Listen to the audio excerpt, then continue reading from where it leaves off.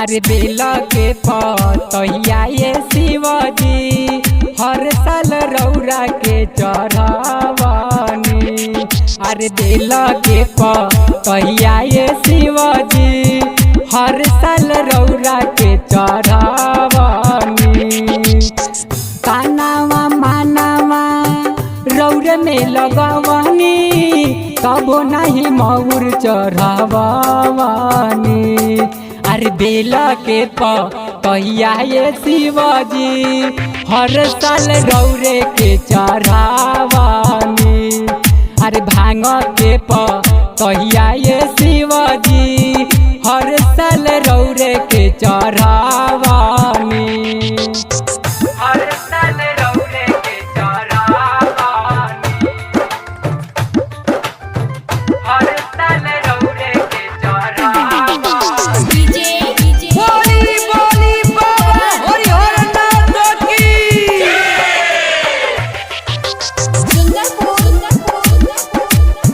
हर दिला गवादी भोला एही रे लगन में आगे साल दुनू देखत आइब हम शरण में। आगे साल दुनू देखत आइब हम शरण। ए भोला जी सुन ले। हर दिला गवादी भोला एही रे लगन में आगे साल दुनू देखत आइब हम शरण में। बुझी परेशानी हे भोला दानी तोहरे से दुखावा सुनावानी।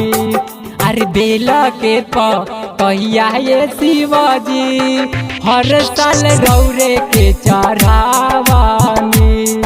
अरे भांग के पतैया ये शिवजी हर साल रौरे के चढ़ावानी।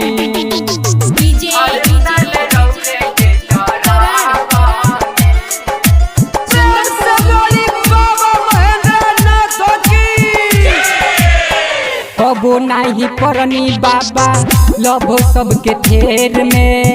नवलेश निराला नीरज आई है सबेर में। सुनत नहीं भूल जी। हाँ हाँ कबो नाही परनी बाबा लभो सबके थेर में। नवलेश निराला नीरज आई है सबेर में। सोनू सनेही यादव राजेश के जैसे जोरिया लगावानी।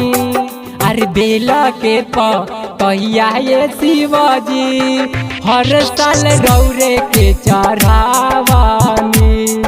अरे भांग के पतैया ये शिवजी हर साल रौरे के चढ़ावानी। कानावा मानावा रौर में लगवानी तबो नहीं मऊर चढ़ावानी। अरे बेला के पतैया ये शिवजी हर साल रौरे के चढ़ावानी। अरे भांग के पतैया ये शिवजी